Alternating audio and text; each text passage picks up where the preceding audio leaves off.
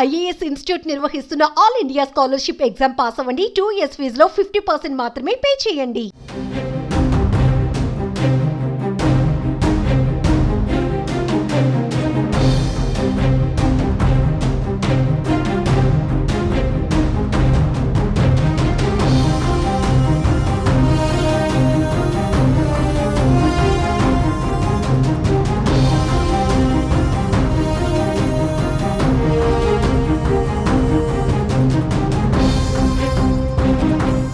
అన్నమయ్య జిల్లాలో జరిగిన ఓ వృద్ధుని హత్య ఇప్పుడు సంచలనంగా మారింది. తన కుమార్తెతో 60 ఏళ్ల దివ్యాంగుడు అసభ్యకరంగా ప్రవర్తించాడని కువైట్లో ఉన్న తండ్రి తట్టుకోలేకపోయాడు.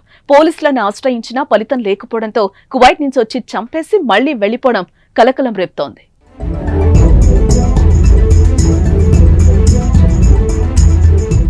ఓబులవారిపల్లి మండలానికి చెందిన ఆంజనేయ ప్రసాద్ దంపతులు కువైట్ లో ఉంటున్నారు. వారి కుమార్తెను ఊళ్ళో ఉంటున్న చెల్లెలు ఆమె భర్త వద్ద ఉంచారు. ఇటీవల చెల్లెల్ని మామ మనవరాలి వరసయ్యే ఆ బాలిక పట్ల అసభ్యంగా ప్రవర్తించాడు. ఆ విషయాన్ని బాలిక తన తల్లికి ఫోన్ చేసి తెలిపింది. ఆమె వెంటనే చెల్లెలికి ఫోన్ చేశాడగా ఆమె సరిగా స్పందించలేదు. ఆందోళనతో తల్లి కువైట్ నుంచి వచ్చి ఓబులవారిపల్లె పోలీస్ స్టేషన్ లో ఫిర్యాదు చేసింది. అయితే పోలీసులు దివ్యాంగుడిని పిలిపించి మందలించి వదిలేశారు. పోలీసులు సరిగా పట్టించుకోకపోవడంతో బాలిక తండ్రి ఆంజనేయులు తీవ్ర నిరాశకు గురయ్యాడు. వృద్ధుడు తన కుమార్తెతో అసభ్యకరంగా ప్రవర్తించటాన్ని అసలు తట్టుకోలేక కువైట్ నుంచి వచ్చి శనివారం తెల్లవారుజామున ఇంటి ఆవరణలో నిద్రిస్తున్న దివ్యాంగుడి తలపై ఇనుప రాడుతో మోది హత్య చేశాడు. వెంటనే కువైట్ వెళ్లిపోయాడు.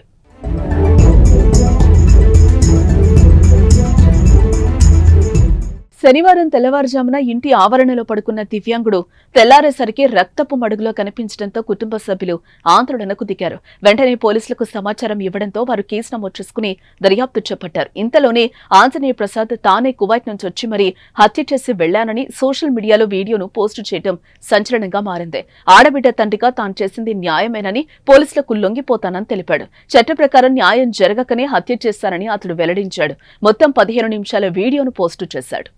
నోరు మూసి పెట్టేసిన డాడీ, భయపెడుతున్నా డాడీ, ఊపిరాలేదు డాడీ అని చెప్తా ఉంటే ఒక కన్న తండ్రికి ఏ రకంగా ఉంటారో ఒక్కరంతా ఆలోచించండి. అందులో వీళ్ళు పోలీసు వాళ్ళు ఏం చేయలేకపోయా, వీళ్ళు పబ్లిక్ చేసి ఈ మాటలా మాట్లాడేది ఒకటి. అబ్బా, ఇప్పుడు నిర్ణయం తీసుకున్నా, నా బిడ్డ జీవితం నాశనం చెయ్యాలి అని అనుకున్నా, అతని జీవితం ఉండకూడదు అని అప్పుడు నిర్ణయం తీసుకున్నా.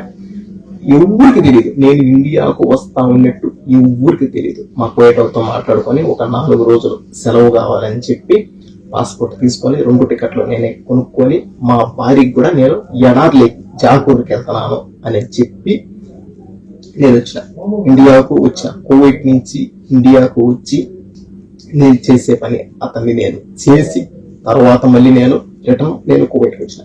మొత్తం అంతా పూర్తి బాధ్యత నాదే, నేనే చేసిన.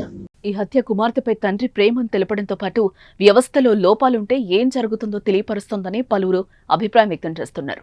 పోలీసులు పట్టించుకుంటే హత్య జరిగేది కాదని, ఆంజనేయులు హంతకుడిగా మారేవాడు కాదని చెప్తున్నారు. మరి మీరేమంటారో కామెంట్ చేయండి.